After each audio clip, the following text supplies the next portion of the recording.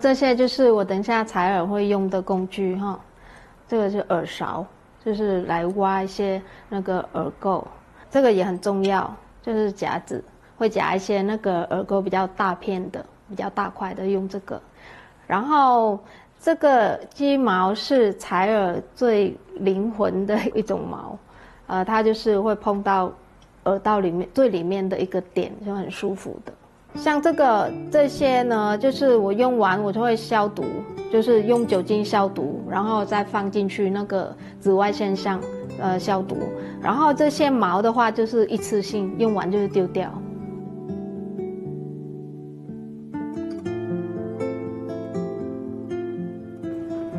来，我们来看那只金哦。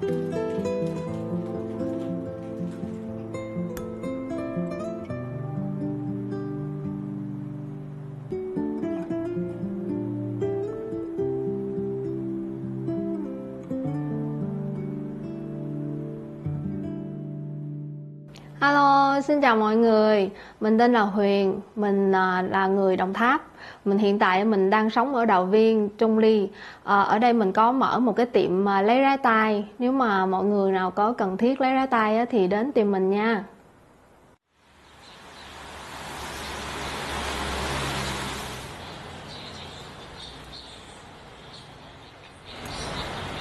Mình sẽ用这个孔雀毛让你放松一下哦。有没有酥麻的感觉？蛮舒服的。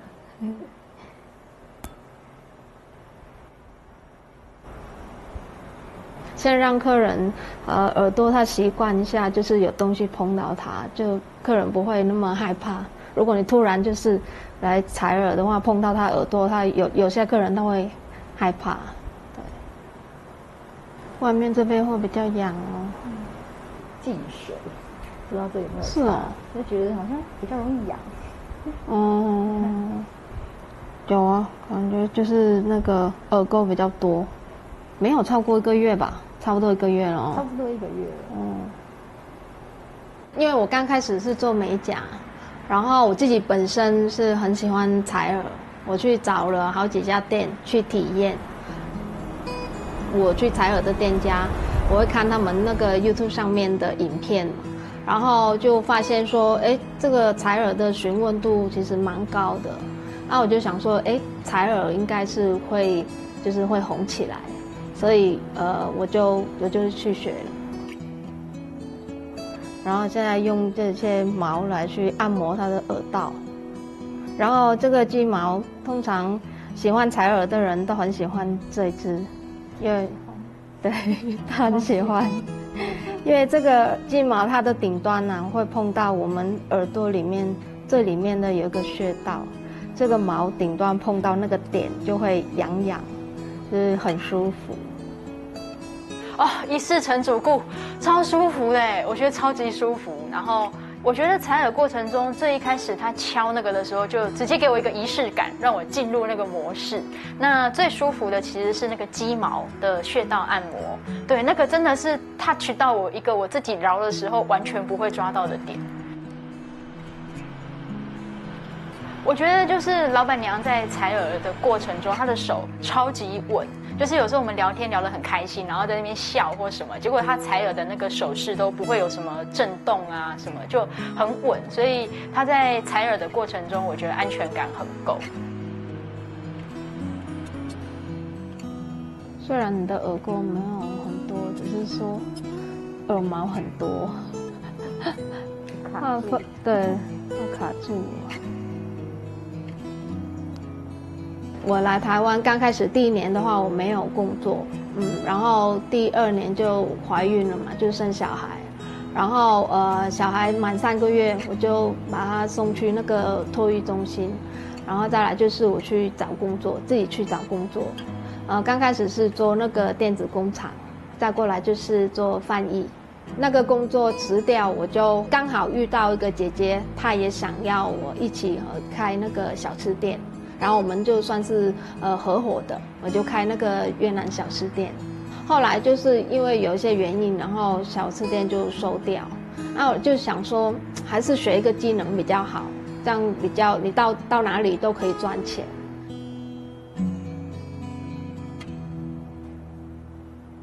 哪里？照给你看哦。小姐，你还翕的干嘛个东西？你看最里面透明那就是你的耳膜。白白那个对吗？对对对，耳膜很干净哦，只有外面这边就是有点屑屑粘在耳毛上面。嗯。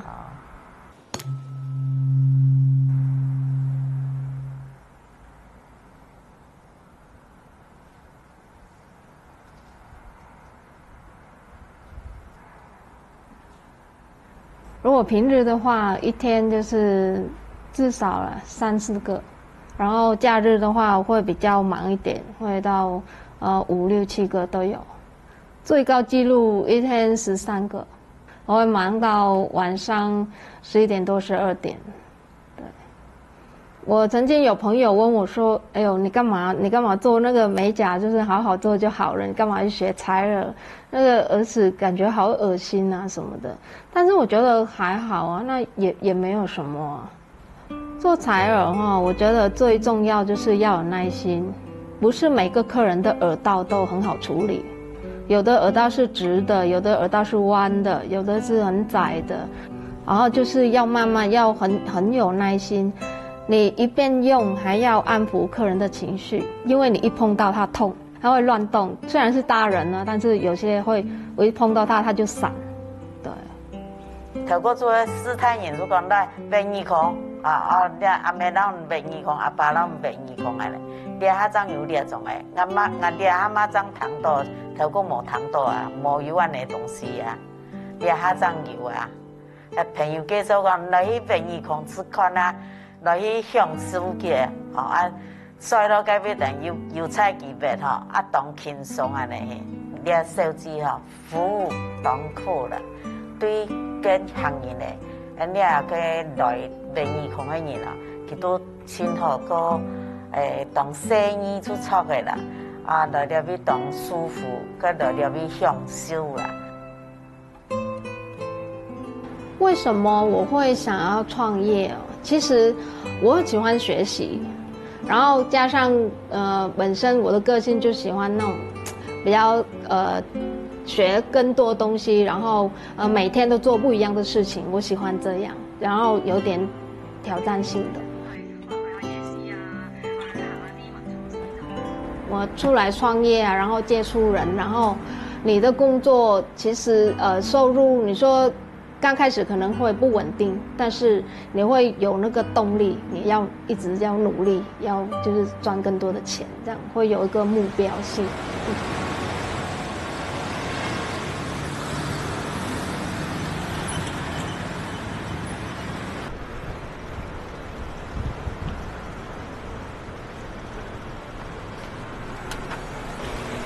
我来了。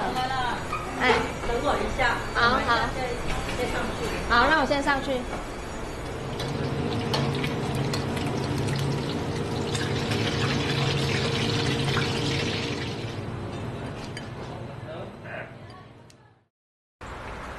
我要开动喽！这道菜是我来你店这边第一道菜哈，有加辣椒了哈。好吃。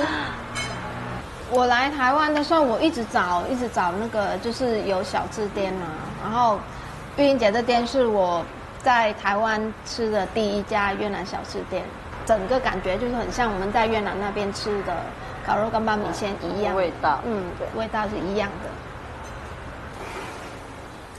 闲乐乐就是礼拜六、礼拜天就下班的时候就来，但是他那个时候也不爱讲话。就吃个饭啊，聊一下就回去这样。好了，过了一段时间就，因为他知道我们成立的一个协会，有我妹妹说，哎，你赶快参加我们的协会了，因为协会里面我们都有开一下那个课程，那个开了很多课程。一开始的话就是我先来玉英姐的店吃东西嘛，我有知道他有创个协会，然后偶尔他们会po一些照片上去。但是那时候还没有想到要加入，因为工作很忙。然后有一次，2018年要办那个协会的大会，然后玉英姐就有一次我来吃东西，她就说，不然你来当那个主持人好了。我说啊，她说因为我偶尔就看到你在那个脸书那边直播啊，你很会讲话啊，然后会开玩笑啊。我说可是我没有当过主持人，不行吧？然后我就思考说，好像蛮好玩，我就说好，那我就加入你这样子。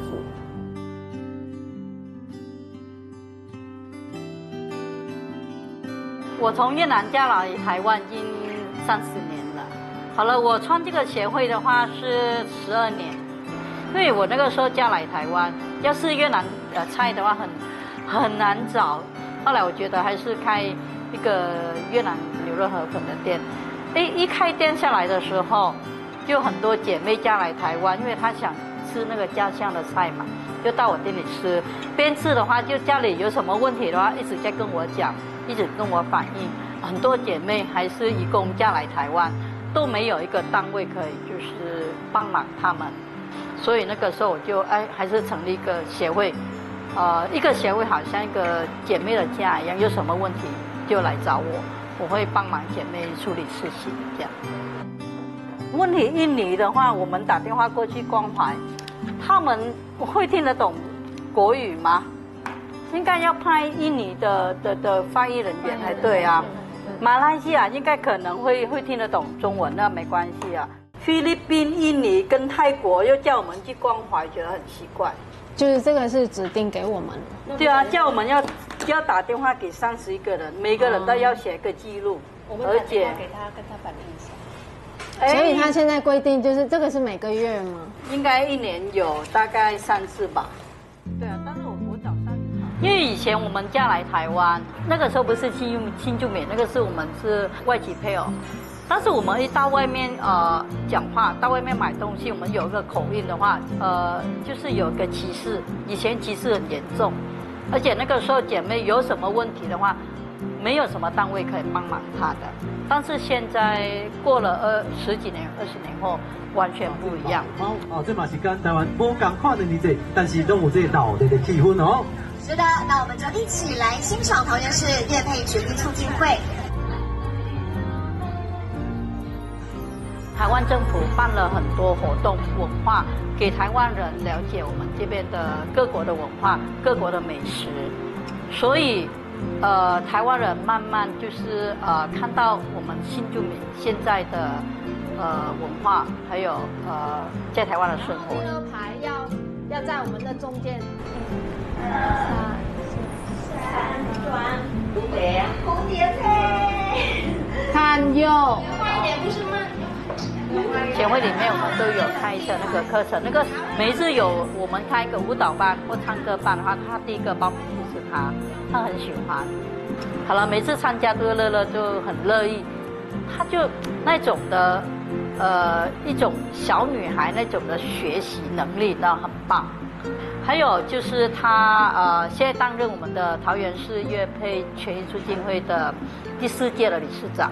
真的很认真，每一件事情我交给他的时候，我就很安心了，因为我觉得他很认真把这件事情把它完成，很有责任了。像这次我们办那个闽南节活动，真的他跟我个性一样，要办什么活动一定要把它完美，没有顾到我们的钱包，一定要把这个事情做得很好才满意了。结果那台车我给他自己做主。我们那个经费13万5，结果我们做那台车到20几万，我们3个人要分8万多块，拿钱出来补。我们赚到了。上次那个闽南文化节那个活动啊，因为我们设计那个车子，我们就花了很多的心血。因为我们一直开会，一直讨论，就是说要怎么设计那台车，一台小小的车，然后把我们所有越南的文化一些特色的，把它用上去，让所有人可以看到，就是这台车的特别。我们的车主题是毛毛闽南，我们越南人跟华人是一样的，我们有12个生肖，但是在越南有一个。不一样的生肖，台湾是兔年，那我们越南那边今年是猫，对，是猫年，对。那我们买那个材料啊，都从越南做货柜做过来台湾的。但是你要一整台货柜里面有什么东西？来重点，我们买了一整台货柜，里面装了差不多1/3而已，然后2/3是空空的。真的好勇敢，有点像我一样。好勇敢。他可以整台的。对，我们就给他一个，所以给他一个舞台，他做得很好。他是很自信的，很懂付出的，无条件的付出，对姐妹都很善和，然后跟人之间的互动，他是很懂得分寸，对，很周到，对不对？所以觉得因为我们说这个是社服嘛，就是教具的服务，我们需要有这样的性格才能做得下来。而且它名字叫豆腐乳鸭。这道菜很久没有吃了哈。那卤的话，我都是有好料可以吃，都是家乡的，超开心。然后每次我们练舞的话，会吃东西不一样。有时候就是大家会每人买一道菜来大家一起吃。有时候是我们会长比较有空的话，他会准备很多料理给我们吃这样。而且群组里面姐妹又点餐了，姐姐我今天要吃这个菜这道菜，我们就刚好有时间就分给大家吃这样。还是要有青菜。我要吃那个，我要吃。没关系，谢谢你。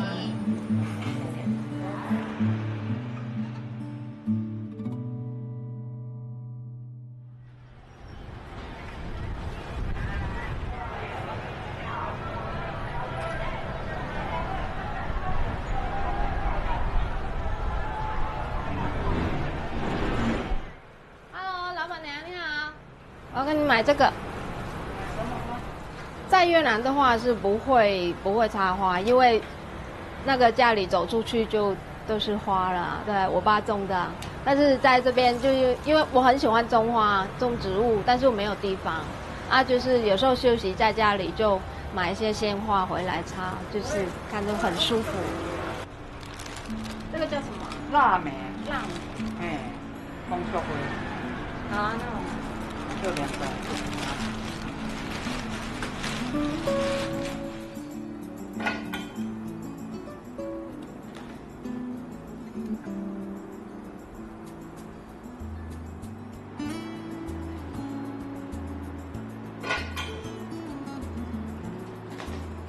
我蛮喜欢插画的，但是我没有正式去学。以前我婆婆会，她有学插画，然后我就看她，就偷学一下。有时候过年啊，然后客厅那边就会摆着2、3盆这个花，一人插1瓶这样子。那个有一盆花在客厅里面，觉得比较漂亮，而且可以拿来拍照。主要是拍照。其实那时候婆婆还在啊，我没有想到就是我在她身上学什么，其实是她走之后，我才会发现，其实我在婆婆身上我学到很多东西。我就想说，如果没有婆婆教我那些，可能我很多事情都不懂的。他给我感觉就是他把我当他的女儿一样嘛，有时候就看到他很宠我，我就会有点脾气，这样其实不好。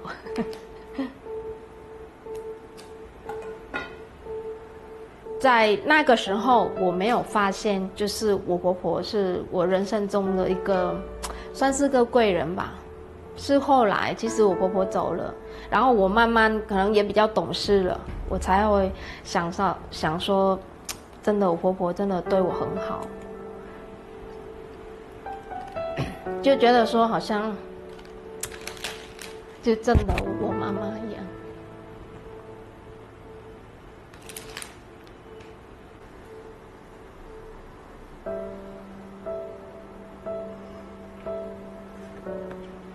我婆婆也很喜欢拍照，然后她也很喜欢演，就是像比如说我前夫他将照相机拿着，我婆婆就说来啊，你假装从那边过来啊，我这边过来，然后2个就合在一起就牵手这样子。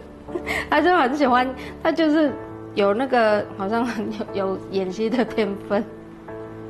以前我婆婆几乎隔天都会去那个传统市场，然后她就会带我去，然后她就跟我讲说：“哎，这件衣服很好看啊，我们一人买一件啊。”所以这个没有拍照，我跟她有好几件就是母女装，对，我们穿一样的。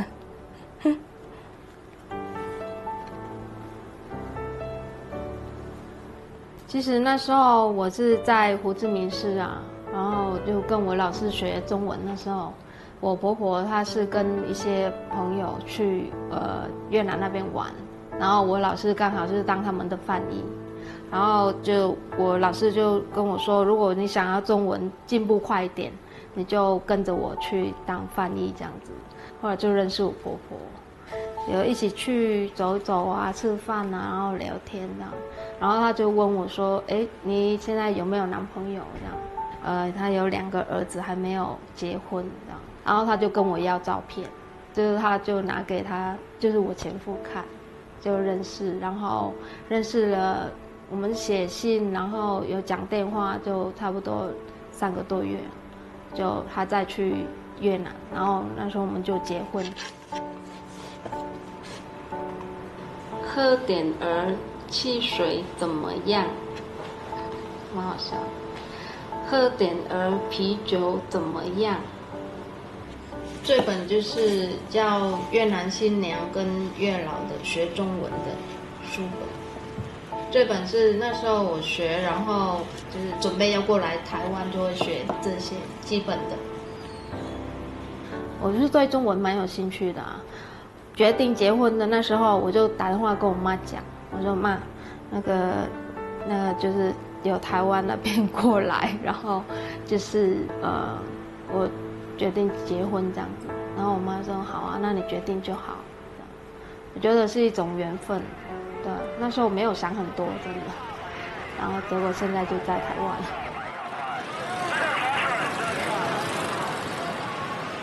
这里是新民市场，是中坜最大的市场。然后我现在要去买馒头，带回去我女儿家那边。老板你好，我要那个黑糖馒头5个。谢谢。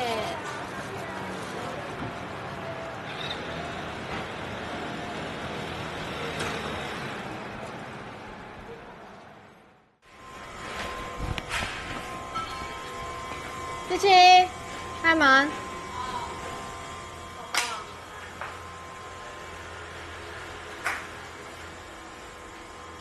爷爷呢？好，好吧。来。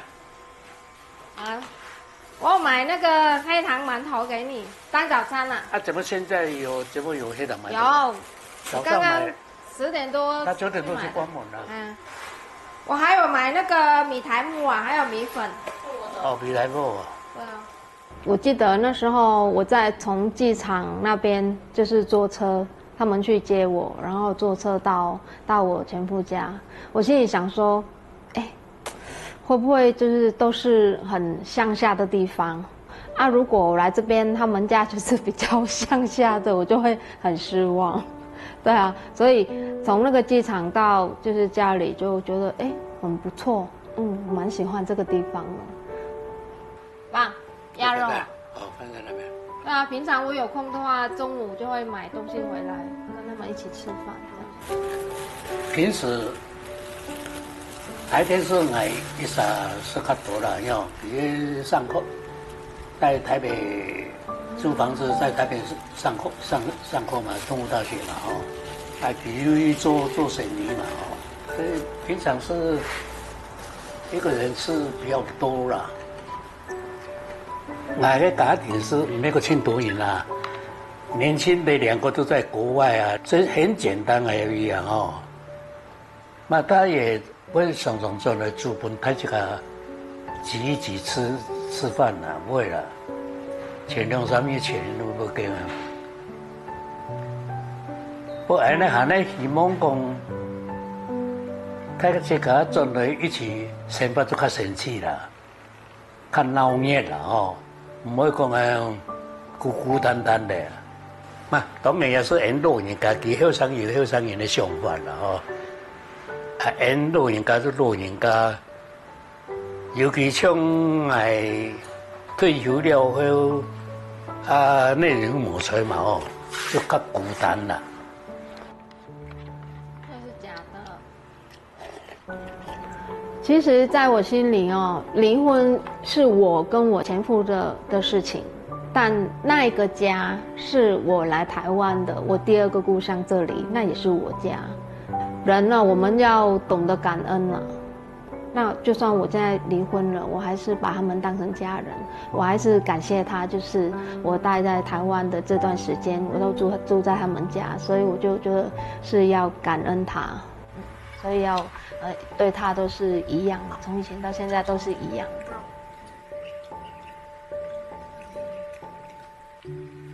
就是有一次，我公公他去户政事务所办，不知道办什么，然后就看到我的户籍是寄放在那边，他才知道我们已经签字离婚。然后他是第一个是打电话跟我女儿讲，然后我女儿就打电话跟我讲说，哎，爷爷问我说你们什么时候签字离婚的？他就是他的反应是很平静啊，也没有什么。其实他早就知道，就是我搬出来住，他就知道了，对啊。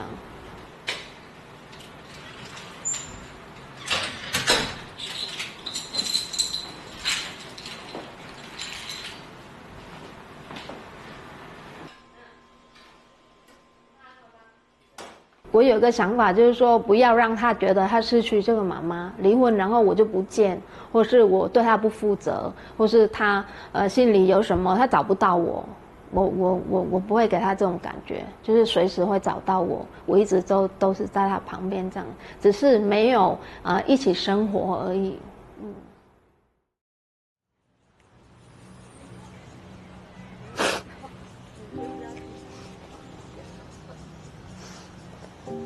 就是我一开始知道的时候，是爷爷就是突然叫我下去，然后他就问我说：“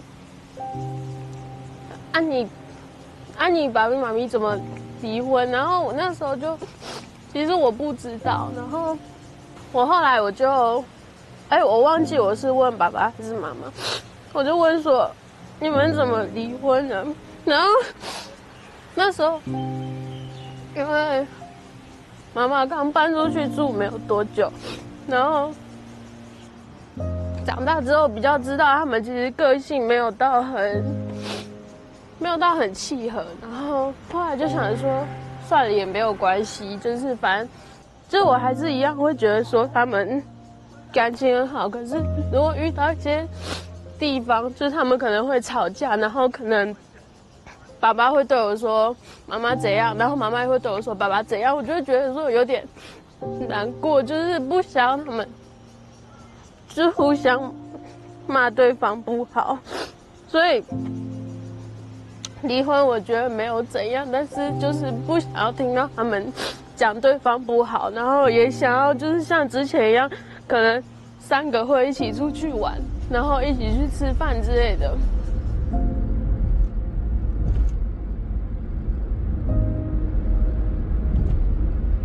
我们大人就是我跟他爸这样子的事情，那会不会影响到他？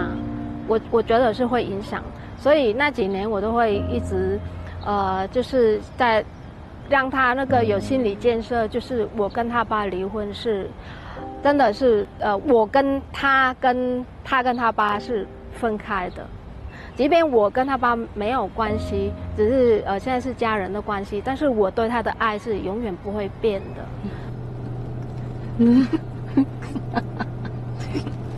太近了，来远一点。那很像帽子一样啊，蛮好看的。哦、你穿国服可以戴这个帽子。那时候你说有没有亏欠？会有这个感觉，就是好像这个家已经不完整了。但是我会尽我的能力，就是我的时间来去陪伴他。离婚对我来讲不是个挫折，你决定你就要去负责，我不会觉得后悔啊，或者是因为我在做一件事情，我已经思考很久，我不是冲动的去离婚，我绝对是想到各方面，想为我女儿想，然后为我自己想。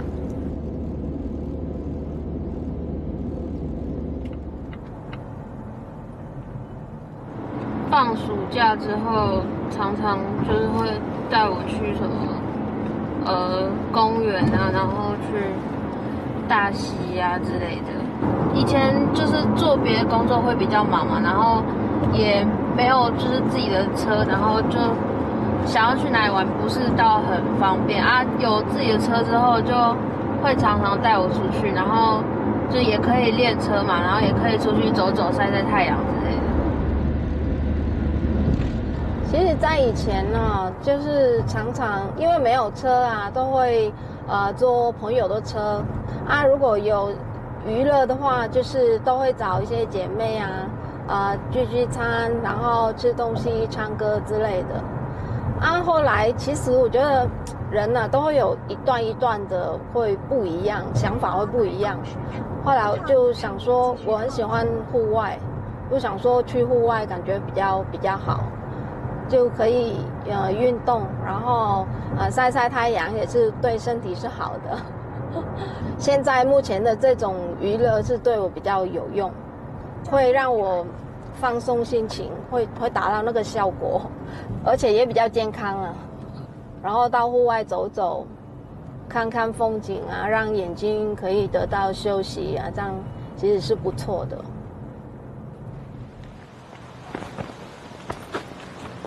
看这边啊，我看这边啊，那边好像是龙潭的样子，就是有那一栋比较高。哦，你看那栋上面有什么？很清楚哎，你推给我啊，你帮我拿。在哪里？我就跟你说找不到。等一下。我觉得我妈咪跟别人不同的地方，就是她比其他人的妈妈更开明一点，就是她对于我的一些行为，然后她是抱持着比较朋友那种聊天，就是她会跟你沟通，然后她会就是表达她的想法，然后也会听我的想法，然后呢，她也是跟我相处起来比较不太像母女，就是比较像朋友，就是我们会聊一些好笑的东西，然后呢，我看到什么好笑的也会想要拍给他看，或是跟他聊，就是觉得相处起来是比较轻松的，难免会有意见不同的地方嘛，然后我觉得就说，那我们就可以就是知道彼此的想法，然后去讨论出一个最好的解决办法之类的，我觉得是可以跟他沟通解决，他是一个能够听进去的人。你上次不是说那个谁来大溪这边吗？我们啊，就是那种什么历史节，就是台湾历史那种，我们就来大溪，然后待在这边多久？也1-2个小时，也是中午就很热啊。有老师吗？还是只有你们？有，他就带我们在这边，然后他那时候就说呢，就是上面那些牌子，那些上面都会有一些什么寓意，就是说什么上面有什么动物，可能是代表什么事业有成之类的。然后你小时候也有来过这里，是啊，很多次。那我们通常来这边就是夏天嘛，夏天当然就是要吃冰啊。你小时候也就很爱吃冰嘛？我现在也想吃冰，好热哦！啊，等一下我们来去吃冰，好热。你转过去啊！你的红豆走开。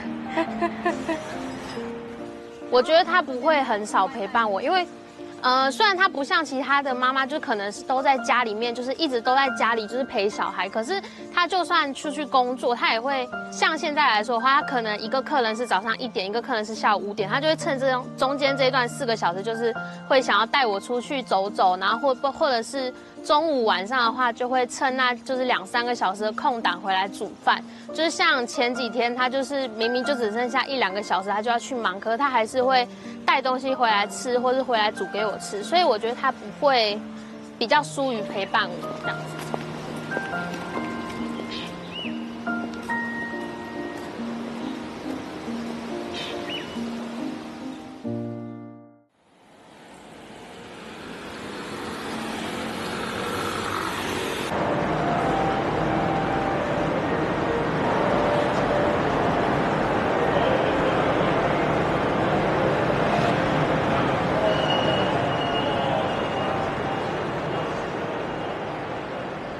我从刚开始来台湾这边呢，就是因为我在越南那时候也是会有拜拜的习惯。这间庙是离我前夫家是最近的，然后它也是一间很大间的庙。我在越南那时候那边我们是大部分就全家会去大庙拜拜。那来到台湾，我觉得很有亲切感，因为跟我们越南那边拜拜是一样的，都是拜佛。对。然后因为现在就是创业嘛，所以因为有一个习俗就是初26都会拜，所以我都会固定就是初26都会去拜拜这样。其实，在越南那时候拜拜就是跟着妈妈拜拜，就会说习惯有拜佛这个习惯。但是来到台湾哈，我觉得去拜拜对我来讲是一种心灵的寄托，就是拜一个心安。为什么？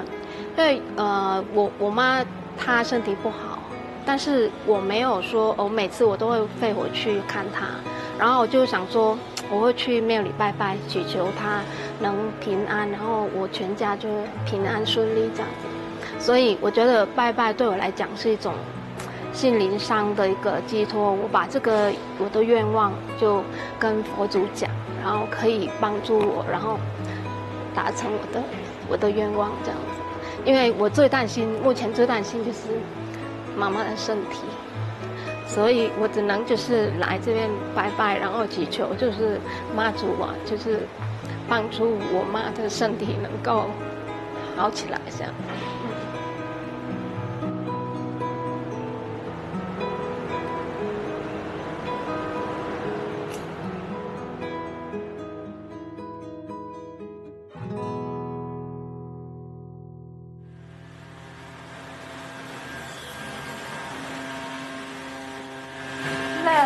吃饭了。哦，好饿哦，要吃饭了。你就放在里面啊？啊？哎呦，可以这样哦。对啊，就一杯米就可以煮。你说这个是什么？剥皮辣椒。剥皮辣椒。对。哎，我没有吃过剥皮辣椒蒸那个鳕鱼。其实我也第一次煮哎。所以你是白老鼠哦。他是我工作伙伴，他是在1楼做美发的，就是他想要自己出来外面就是开店，所以我就说，刚好我店这边还有位置，你要不要过来看一下？就变成工作伙伴了，因为我会照顾我，所以请他过来照顾我。你看他今天就是煮饭给我吃啊。因为我们4月份开始嘛，就跟乐乐这样相处下来，我就觉得说他是一个就是很积极，然后很喜欢变化，然后很想要求新的。那我就觉得他也帮助我很多啦，因为刚开始，因为我本来以为我是要到楼上，然后后来他就说，不要，你还是在楼下好了。他给我就很多的支持，就说，没关系，那你就在楼下，然后他搬去楼上，这样子我就觉得，那也 OK。我们这样相处下来，我就觉得还不错。对，这边等一下啊，等一下要来切水果吃哦。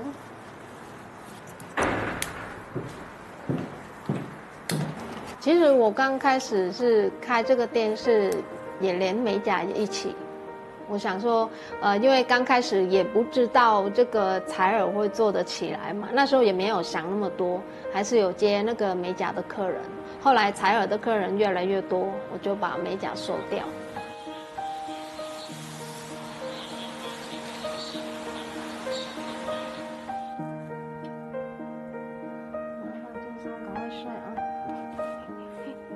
其实，我的个性就是从小就是比较独立。然后我也喜欢就是学习很多东西，就是我只要发现可能周围有什么我不懂的，不管是语言或是正在什么事情是正在很夯的，我就会想去了解。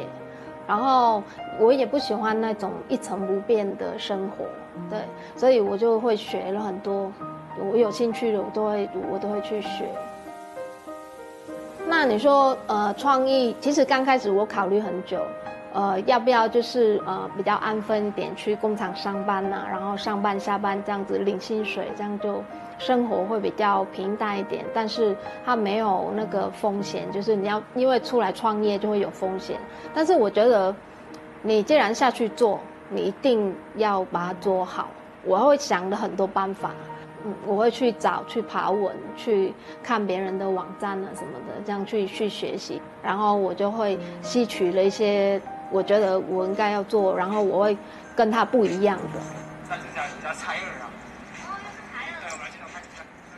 因为我这样的个性我是很喜欢挑战的。我觉得别人做得到，那我会用我的逻辑、我的想法，我会想出办法，我一定也会做得到。就像我那时候来台湾，有没有？我就是那时候我前夫会说，手续办好了，那他过去越南那边接我。我说我不要，因为一个人坐飞机很好玩啊，我没有坐过飞机，我想去体验这个感觉。我不喜欢有人带着，那这样就好像不好玩啦，那自己也要去摸索啊。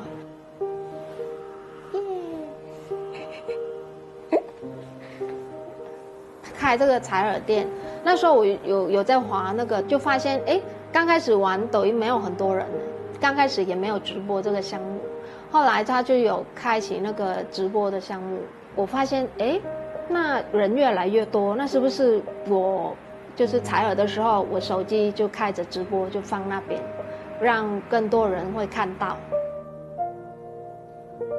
打广告嘛，就是路过的人看到我在直播，他就这个是在哪里呀？然后他会好奇，或是刚好他想要找采耳的话，他也知道就是我在中立这边有开店，这样对我来讲蛮有效的，蛮有帮助的。跟大家互动聊天，其实也是娱乐自己，你知道吗？他们留言也是有的很搞笑啊。我就觉得还蛮好玩的，蛮好笑的。就是其实第一个就是目的是做什么？你跟他们互动，那我会让更多人知道你，然后你做什么工作，他们就会好奇你是做什么工作，然后就可以曝光你的店。然后再来就是，其实有时候工作忙完呐，然后就跟他们互动，我觉得蛮好玩的。你宝宝多大啦，小白？对，那以前有听过采耳，可是一直没有机会去尝试，也不知道哪里有。但是刚好刷到这边乐乐的抖音，然后知道这边在做采耳，然后看到地址刚好是在公司附近，对，就想说，那有机会的话就要来试试看。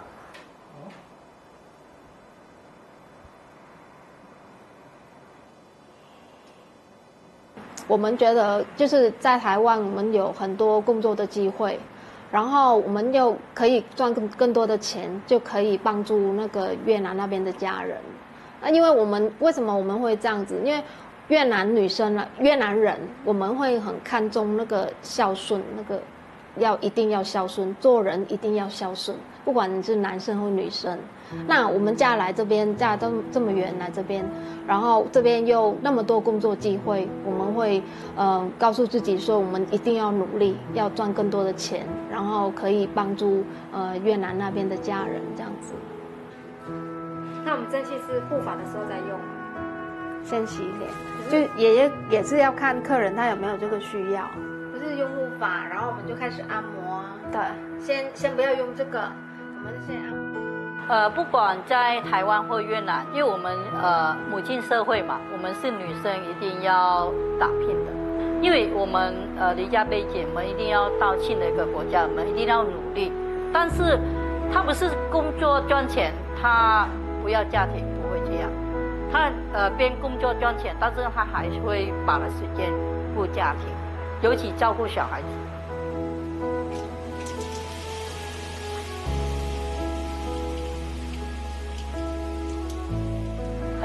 乐乐这样的话，她很忙啊，但是她跟她的老公也离婚了，但是我觉得他们两个不离婚还是不离婚，我觉得都一样，他们两个感情都很好，也是照顾这个女儿也是很好。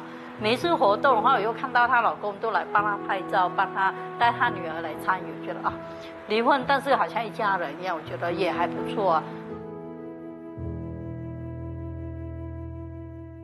妈妈的生活的话，我觉得她现在这样就很好，因为她其实就我知道的，她就有蛮多不少朋友，然后她在协会里也有交到朋友。那其他现在她有在就是会做直播之类的，也有认识到她的朋友。不管忙不忙，她都会回来陪我，所以我也不会觉得说她都把重心放在事业上。不过她最近就是可能谈话就会变得就是。哦，我可能要去协会处理什么事情，那我可能要去带领他们，就会觉得说他好像有一个自己的一定要顾的事情，就会更有那种责任的感觉在。所以我觉得妈妈现在这样的生活是还不错的。是，对，记得手不要动，就是身体屁股扭扭动就好了。